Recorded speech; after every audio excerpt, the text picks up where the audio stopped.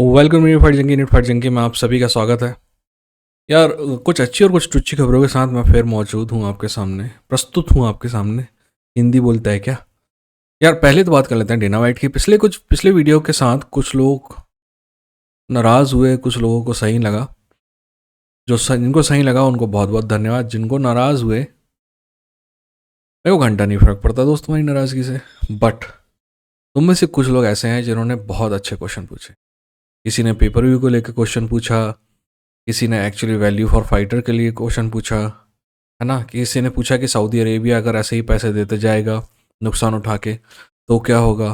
ये बहुत intelligent type के क्वेश्चन है ना, और इनके आंसर देने की बनती है और मेरा हक है। मतलब सॉरी, आपका हक है और मेरे को देना चाहिए। तो मैंने एक काम किया, मेरे आप ना कम्युनिटी पोस्ट में जाइए, वहाँ मैंने एक पोस्ट डाला है कि डेना वाइट के बारे में आपके जितने भी सवाल हैं आप डालिए। मैं 20 सवाल तक रखूँगा उस पोस्ट को, ठीक है। जैसे ही 20 पोस्ट हो जाएंगे तो मैं उस पोस्ट को डिसेबल कर दूंगा। तो जो भी सवाल हैं आप पूछिए, और ईमानदारी से पूछिए, मैं हर चीज़ का जवाब दूंगा। ज़रूरी नहीं है कि मैं सही हूँ, अगर मैं सही नहीं होऊंगा तो मैं अपनी गलती एक्सेप्ट करूँगा भी। जैसे किसी एक ने कहा कि डेना वाइट जो है, डेना वाइट, दो लोगों ने कहा, एक बोला कि डेना वाइट नहीं होता तो यूएफसी नहीं होता, यूएफसी नहीं होता तो तू भी नहीं होता। वह चूतिए, मैं यूएफसी की वजह से नहीं हूँ पहली बात तो, और मैं नहीं भी होता तो कोई बड़ी बात तो है नहीं। यहाँ पे 1 रुपये तो कमाता नहीं हूँ मैं, यहाँ पे आके मैं जनसेवा ही कर रहा हूँ, नहीं करता। दूसरी बात, ये चूतियापा कहना कि अगर यूएफसी नहीं होता, डेना वाइट नहीं होता तो यूएफसी नहीं होता। अबे तेरे लोग बोलते हैं ना बेवकूफ़ और चूतिया एक जैसा होता, नहीं, ये बेवकूफ़ अलग होता है। बेवकूफ़ को थोड़ा बहुत लीवे दिया जा सकता है, ये चूतिया पे ऐसा स्टेटमेंट है। मेरा एक हिस्ट्री वाला सीरीज चल रहा है, आप जाके देखिए उसको। देखिए, यूएफसी डेना वाइट के पहले भी था, और 2 साल में जब डेना वाइट चला जाएगा उसके बाद भी रहेगा, ठीक है ना। ये सब बकर छोड़ दो। बिल गेट्स के बिना पिछले 20 साल से माइक्रोसॉफ्ट चल रही है ना। स्टीव जॉब्स के जाने के बाद अभी 13 साल हो गए, एप्पल अभी भी सबसे ज़्यादा पैसा कमाने वाली कंपनियों में से एक बनी हुई है ना। डिज्नी को मरे हुए 70 साल हो गए, आज भी डिज्नी टॉप कंपनियों में से एक है ना। तो दोस्त, ये बेवकूफ़ी वाली बातें मत किया करो, थोड़ा 4 किताब पढ़ लो तो अच्छा रहेगा। और अपने चैनल का, और ये आदमी, ये जिस आदमी ने सवाल पूछा था ना, उसके चैनल के नाम पे यूएफसी लिखा हुआ है। अब भाई तूने अपने चैनल के नाम पे यूएफसी लिखा लिया तो मैं क्या करूं यार, है ना। एनीवेज, चलिए आज की खबरों पे जाते हैं। सबसे पहले हम जिस खबर के बारे में बात करेंगे वो खबर है, देखिए मार्केट में ये खबर उड़ गई रात को कि जस्टिन केची वर्सेस मैक्स हॉलोवे वाली फाइट जो है वो कैंसिल हो गई। क्योंकि किसी का कहना है कि जब वो यूट्यूब में गूगल में सर्च कर रहे थे, जैसे मैं भी करता हूँ mostly, upcoming fight of UFC करके सर्च करता हूँ, तो वहाँ पे कैंसिल लिखा आ रहा था, जस्टिन गेची वर्सेस मैक्स हॉलोवे। अब भी मैं आपके सामने, मेरे लैपटॉप मेरे सामने है, अभी नहीं आ रहा है, अभी बाकायदा वो फाइट दिखा रही है। तो थोड़ा बहुत कन्फ्यूज़न है। मैंने जैसे कि आपको हमेशा पहले कहा कि हम इस बात पे भी भरोसा नहीं करेंगे कि लोग बोले अरे मैंने इससे बाइट की फाइट की और इसने चैलेंज एक्सेप्ट कर लिया। दोस्त, ये WWE नहीं है, यहाँ चैलेंज एक्सेप्ट नहीं होता है, यहाँ पे फाइट अनाउंस होती है। जब फाइट अनाउंस होगी तब अपन ध्यान देंगे, ठीक वैसे ही जब कैंसिलेशन का अनाउंसमेंट होगा तब अपन ध्यान देंगे, तब तक कोई टेंशन लेने की ज़रूरत नहीं है। एक और खबर है दोस्त कि माइक टाइसन और जैक पॉल वाली फाइट जो है वो एग्जीबिशन फाइट नहीं होगी, वो रियल प्रोफेशनल फाइट होगी। यार अजीब सी फीलिंग आ रही है मेरे को इस फाइट में। एक तरफ मैं खुश भी हूँ कि माइक टाइसन को पैसा मिलेगा, दूसरी तरफ ऐसा है कि साला जैक पॉल पीट देगा उसको तो दिक्कत होगी मेरे को। But there is a chance. ये बात अलग है कि माइक टाइसन का ऑड्स मैंने अभी कल परसों ही देखा था, शायद 500 के आसपास था या 300 के आसपास था। यानी कि बहुत कम चांसेस है माइक टाइसन के जीतने के, बट माइक टाइसन जीत सकता है दोस्त। और अगर जीत गया ना, खैर अपन वो फाइट देखेंगे माइक टाइसन वाली, है ना। अगली खबर की तरफ चलते हैं। यार मैं ना अगली खबर पे जाने से पहले एक बात आपसे कहना चाहूँगा दोस्त।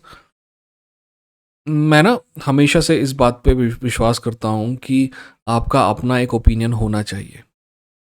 यहाँ पे मोस्टली ओपिनियन जो है वो अंग्रेजी के वीडियो देखकर बने हैं, और मतलब अजीब सी बात है ना, फाइटर वर्सेस यूएफसी में लोग यूएफसी का साथ देने आ रहे हैं, है ना। कुछ लोगों के आर्ग्यूमेंट एक्चुअली बहुत अच्छे हैं, क्योंकि जिनका मैं आंसर करूंगा, बट कुछ लोगों के आंसर बहुत टुच्चे से हैं। तो मैं ये कहना चाह रहा हूँ कि इनमें उनकी गलती नहीं है, प्रॉब्लम ये है कि कभी क्रिटिकली यूएफसी को देखा ही नहीं गया। आप ना कमेंट सेक्शन में एक आध वीडियो भेजिएगा, मेरे जो कंटेम्प्ररी हैं यहाँ पे इंडिया में जो यूएफसी कवर करते हैं, उनने कोई क्रिटिकल वीडियो बनाया है यूएफसी का कभी भी? मेरे चैनल में जाइए, आपको 15-20 मिल जाएंगे। देखिए, जर्नलिस्ट का काम ही ये होता है, जैसे कि आज बीजेपी की सरकार है, जर्नलिस्ट का काम होगा कि जिसके पास पावर है उससे सवाल करे। और कल को अगर कांग्रेस की सरकार आ जाती है तो फिर जो पावर कांग्रेस के पास है तो कांग्रेस से सवाल करे। तीसरे दिन किसी और की सरकार आ जाती है तो उससे सवाल करे। जर्नलिस्ट का काम होता है पावर से सवाल करना, ना कि जिसके पास पावर नहीं है उसको दबाना। ठीक है, बेसिक अंडरस्टैंडिंग है। देखिए, पावर से ही सवाल करने के लिए तो हिम्मत चाहिए ना। राह चलते गरीब से भिखारी से तो हर कोई चूतिया सवाल कर सकता है, उसको तो हर कोई दबा सकता है। ट्रुथ टू पावर में प्रॉब्लम है ना। हाँ, तो मैं ये सब क्यों कह रहा हूँ, एक कंपनी है जिसके बारे में, जिसकी जो जर्नलिस्ट हैं एमएमए की दुनिया में सबसे बेहतरीन जर्नलिस्ट हैं, और टू बी ऑनेस्ट वो सबसे बेहतरीन कंपनी है एमएमए की।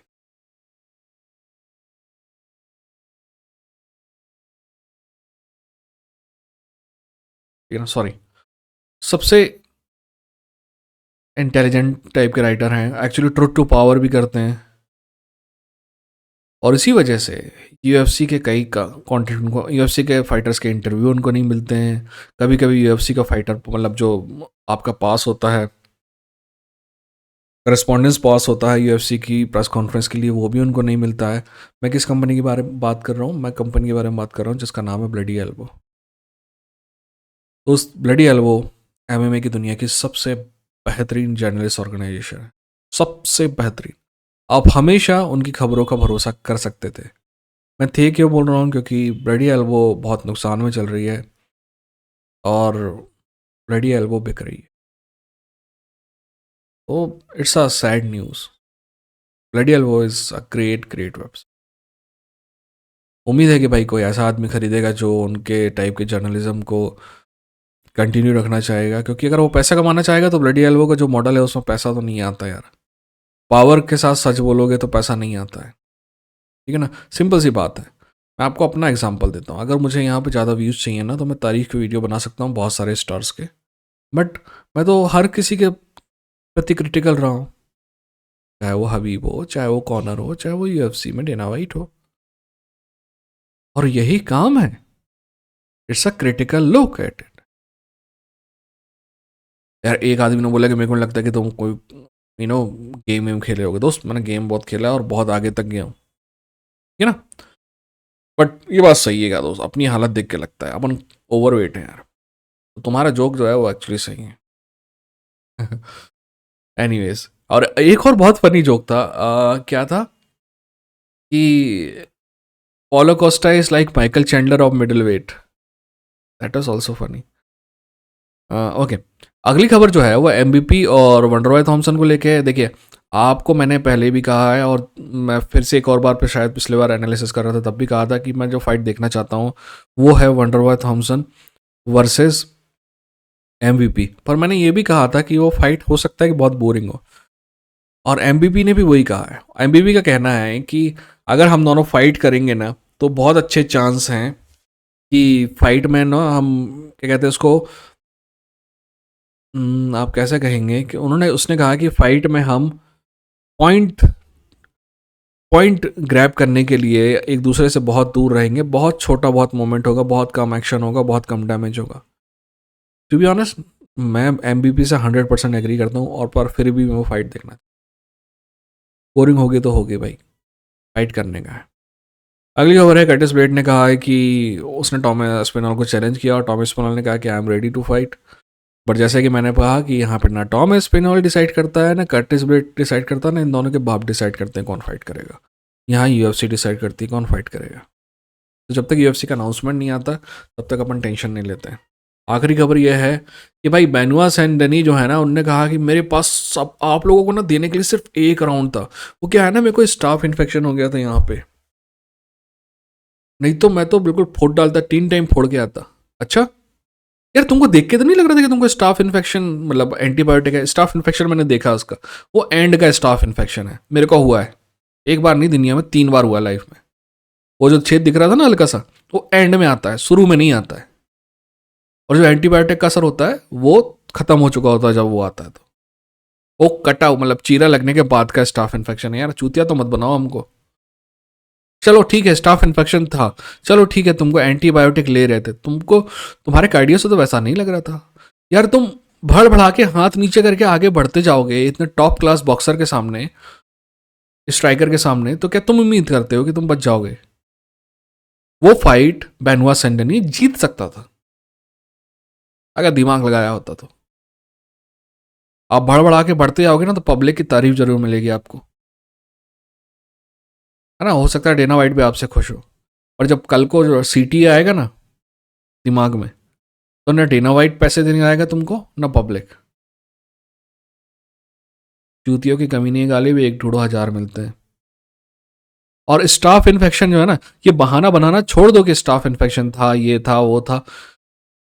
यार स्टाफ इन्फेक्शन पता है आपको, मेरे जिम में गलती से आपको स्टाफ इन्फेक्शन हो गया ना, मतलब मैं कितनी पुरानी बात बता रहा हूँ आपको। मैं लास्ट मेरे मैं लास्ट टाइम जिम गया हुए 15 साल हो गए होंगे। तब था कि अगर स्टाफ इन्फेक्शन अगर आपको है और आप बताते नहीं हो ना, तो आपकी जो फीस है उस महीने की वो रख ली जाती है और बोला जाता है कि आप महीने भर नहीं आओगे। पता है क्यों? क्योंकि स्टाफ इन्फेक्शन फैलता है। अगर एक को होता है तो सबको होता है, एक जिम में एक को होता है तो सबको होता है, एक घर में एक आदमी को होता है तो सबको होता है। ऐसा इन्फेक्शियस डिसीज। आप साला झूठ बोले, पहले नहीं बताया ना, मैच के फाइट के पहले नहीं बताया ना। ये बात आपको कोई नहीं बताएगा, मैं बता रहा हूँ आपको। ये लोग फाइट के पहले नहीं बताते हैं कि हमको स्टाफ इन्फेक्शन है, क्योंकि अगर ये पहले बता देंगे ना स्टाफ इन्फेक्शन है, तो जो कमीशन है वो इनको फाइट करने नहीं देगा। क्यों नहीं करने देगा? क्योंकि स्टाफ इन्फेक्शन फैलता है। आप सामने वाले के तो डस्टिन पोरिये की क्या गलती है अगर तुमको स्टाफ इन्फेक्शन है तो? उसको भी तो फैलेगा ना। अब देखिएगा आप, स्टाफ इन्फेक्शन होगा डस्टिन पोरिये को भी, और वो जो दूसरे जो फाइटर्स सैंडनी के साथ थे उनको भी। इसलिए मेरे को ना ये स्टाफ इन्फेक्शन वाला बहाना कभी अच्छा नहीं लगा, चाहे जब वो केविन ली ने दिया होता वो, चाहे ये बेनवा सैंडनी ने दिया हो, चाहे लूक रॉकहोल्ड ने दिया हो। लूक रॉकहोल्ड ने बहाना नहीं बनाया। लूक रॉकहोल्ड तो एक्चुअली स्टाफ इन्फेक्शन के साथ भी फाइट जीता था। बट ये बात सच है कि स्टाफ इन्फेक्शन के बाद जो चीज़ें अपन खाते हैं ना, तो वो अपनी जी 2 तरीके हैं। या तो स्टाफ इन्फेक्शन को कट करके आप पस निकाल लो, सिंपल, ठीक है, बात खत्म हो जाती है। या तो तुम एंटीबायोटिक के सहारे सुखाने की कोशिश करो। और मेरे जो देख के बता, मेरे को पता है उसने पस निकाला है चीरा डाल के, क्योंकि मेरे को हुआ है। एनीवेज दोस्त, इंटोचो का काम चलता रहेगा। भाई डेना वाइट के बारे में क्वेश्चन पूछो, आपके क्वेश्चन बिल्कुल सही होंगे ना तो मैं ईमानदारी से जवाब दूंगा। कम से कम इस बात पे तो आपको शक नहीं होना चाहिए कि अच्छा बुरा जो भी क्वेश्चन अगर इज्जत से पूछा जाएगा तो मैं इज्जत से उसका जवाब दूंगा। ठीक, अपना ख्याल रखिए, अपना ख्याल रखिए। 3 फट चंकी लड़ेंगे।